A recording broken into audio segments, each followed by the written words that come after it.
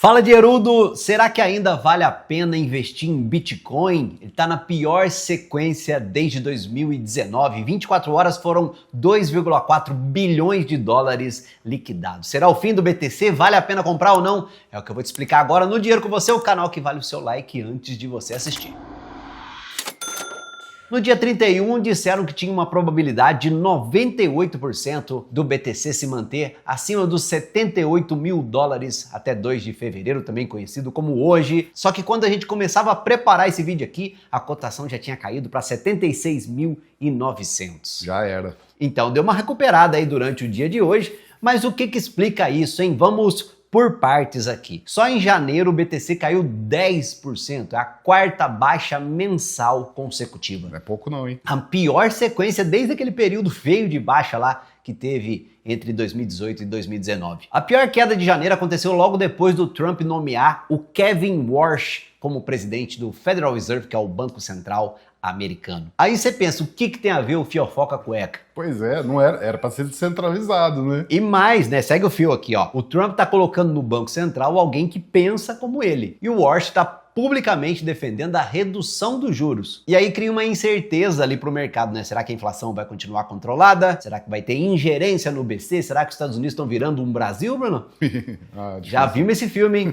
Será que esse cara consegue colocar em prática a vontade lá do laranjão logo, colocando os juros para cair, tendo o risco da inflação subir? E essa incerteza prejudica o Bitcoin, mas você também pode estar pensando, mas não era para o Bitcoin subir nesse cenário, né? Ou seja, a inflação estatal não deveria ser justamente o que o Bitcoin se propõe a resolver? É, a incerteza também, né? Exatamente, se tem inflação, vamos para uma moeda não inflacionária, você poderia pensar. Eu diria para você que no fundamento, na teoria, você está absolutamente certo, mas na prática, o Bitcoin está virando sim cada vez mais institucionalizado, principalmente depois dos ETFs de cripto, né? Quer ver uma prova? Foi o fato do Bitcoin descolar do ouro, sabe? Normalmente Bitcoin e ouro tem uma correlação positiva, ou seja, meio que sobem juntos e também caem juntos, né? Porque os dois são vistos como uma reserva de valor. São para onde o investidor dá uma corrida quando ele sente que está precisando de proteção, saca? Mas essa correlação parece ter se perdido em janeiro. Olha aqui o gráfico do BTC e também do ouro em 2026. Será que o BTC se corrompeu? Foi vendido ao sistema? Foi vendido ao sistema? O Bitcoin andou de lado e caiu feio, desvalorização de 15% no ano. Já o ouro subiu com tudo e no finalzinho de janeiro, né, até semana passada, né, mano? Passou por uma correção de 11%, mas ainda assim acumula uma alta de 10% no ano. A grande questão é, como assim? Por que o Bitcoin não está acompanhando o ouro? E o papo é o seguinte, está acontecendo uma desdolarização no mundo todo, falamos nesse vídeo aqui, vou deixar para você assistir também no final, e os investidores estão migrando para outra moeda que sirva justamente como reserva de valor. Ou seja, se você for olhar o dólar e os títulos públicos estão deixando de ser o único porto seguro, né? As pessoas estão migrando para o ouro, mas não necessariamente nesse momento para o Bitcoin. Isso tem uma oportunidade para você que eu vou falar já já. Então o que está acontecendo é um choque geopolítico e também fiscal, não apenas monetário. Ou seja, se fosse só um choque monetário apenas, talvez essa correlação aí pudesse se manter, né? Mas quando tem geopolítica envolvida, aí, meu amigo, a situação é muito séria. O ouro transmite, né? Fala, se não dá aquele quentinho no coração, aquela percepção de segurança que foi construída com muito esforço durante muitos séculos, né? Ele é a prova de toda a economia, vamos dizer assim. Né? Exatamente. E era moeda, né? Antes do fim do acordo de Bretton Woods lá, o dólar foi vendido ali como um recibo de ouro, até que uma hora falaram assim, não, mas peraí, as pessoas acreditam, por isso fiduciária. As pessoas acreditam num papelzinho colorido e nessa loucura de dizer que não te quero, larga a mão desse negócio de ficar guardando ouro no cofre, só joga dinheiro e imprime aí, manda os bancos imprimirem também. Ó, se você não sabia dessa, vale o like. Hein? Vale o seu like e sua inscrição aqui no canal, principalmente pelo que vai vir, Bruno.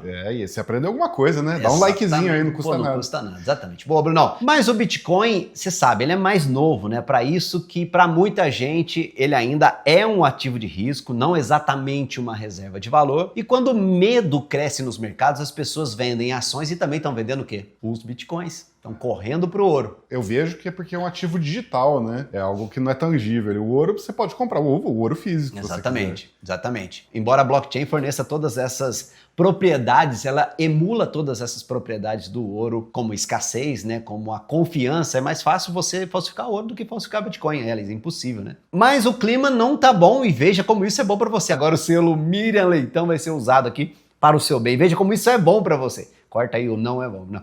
Tanto que o indicador de medo e ganância está mostrando nesse momento medo extremo. Guarda esse ponto aí que eu vou falar disso já já. O ponto é que metade dos investidores em Bitcoin estão no prejuízo, Bruno, de acordo com essa colocação feita aí na matéria da Exame. Entraram tarde. Exatamente, esse é o ponto, né? Muitos vieram de pouco tempo para cá, né? No oba-oba, inclusive, achando que tudo só sobe para cima. Eu, no meu caso, eu tive um aporte meu que está no prejuízo, mas os outros eram mais antigos. Exato, vamos falar dessa estratégia para você investir aí de uma maneira que se você ganhar, você ganha muito, se você perder, você perde pouco. E essa matéria então trouxe esse levantamento aí mostrando que 63% de todo o capital investido no BTC foi movimentado pela última vez quando a cotação estava acima de 88 mil dólares. E como o preço hoje está bem abaixo disso, né? A turma está comprando na alta e vendendo na baixa. É exatamente, não é assim que ganha dinheiro?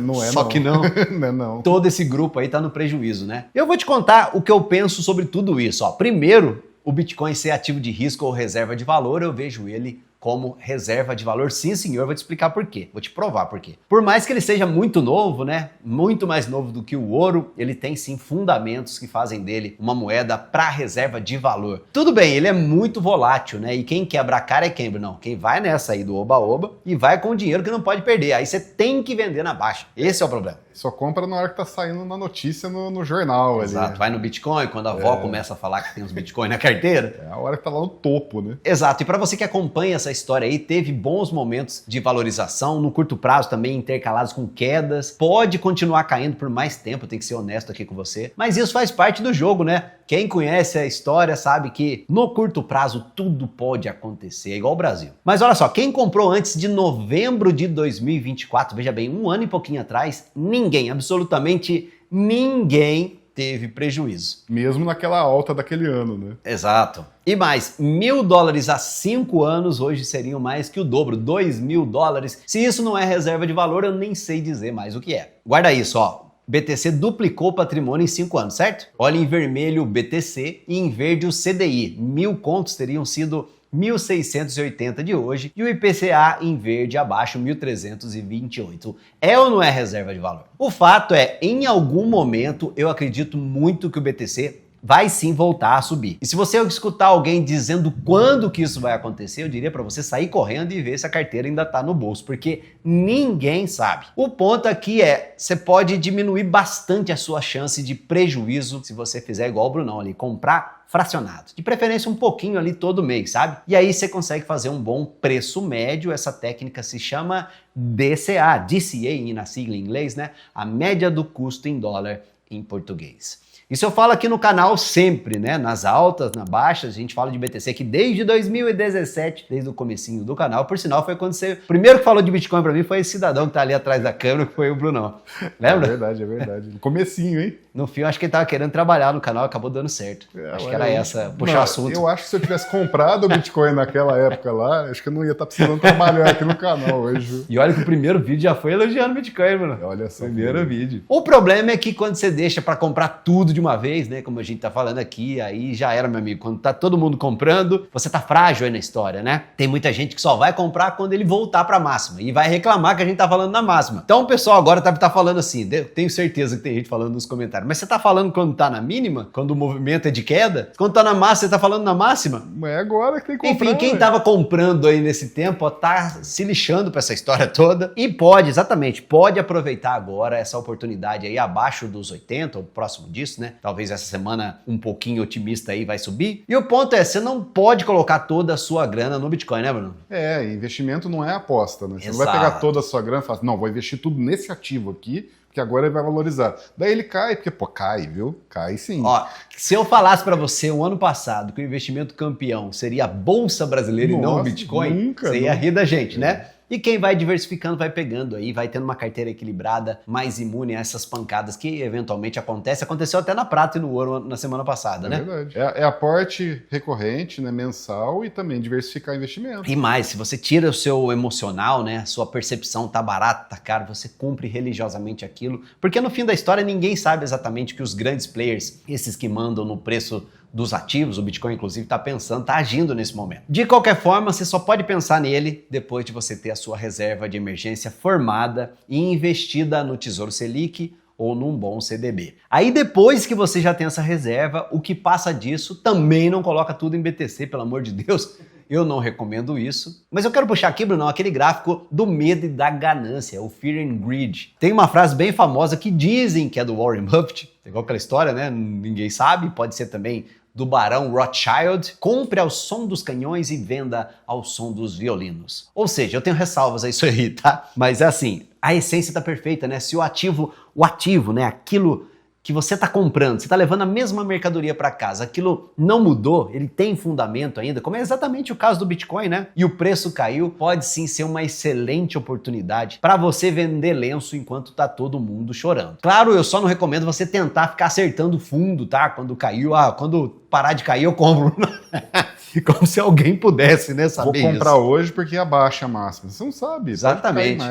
Como é que é? É fundo de poço temporão. Exato, né? não dá para saber, né? Claro, né? E comprando ali, aproveitando um pouquinho todos os meses, se o seu perfil de risco comporta. Mas o que a gente tem visto esses dias, sim, é uma excelente oportunidade. E se você é essa pessoa, né? Se isso bateu aí em você de alguma forma, se você quer começar a molhar o pezinho ali, né, Bruno? Isso. Começar a comprar suas primeiras criptos, link para você abrir a sua conta na maior do mundo, que é a Binance, no primeiro comentário. Mas o que eu quero dizer é o seguinte: o Bitcoin morreu sim, Bruno, mas passa bem. Morreu, mas passa muito bem. E vai continuar passando bem. Só lembra de diversificar os seus investimentos e não assumir um risco maior do que você tolera. O que você acha? Concorda comigo? Se você quiser que a gente faça mais vídeos, você já sabe o seu dever de casa: comentar aqui, assim como respondendo a pergunta do Bruno. Você acredita que o Bitcoin ele é uma reserva de valor ou um ativo de risco? Boa, comenta aqui e vem ver esse vídeo aqui também, onde a gente tá falando dessa esquizofrenia do mercado, esse momento maluco que a gente tá vivendo. Valeu, tudo de bom. Tchau.